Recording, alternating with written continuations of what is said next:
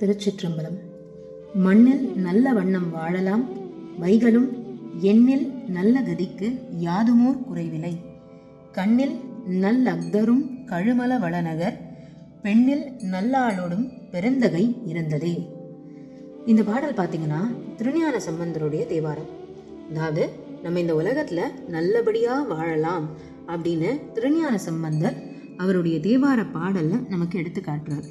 என்ன அப்படின்னா, சிவபெருமான நம்ம தொடர்ந்து வணங்கும் பொழுது மண்ணில் நல்ல வண்ணம் வாழலாம், நமக்கு நல்ல வாழ்க்கை அமையும்.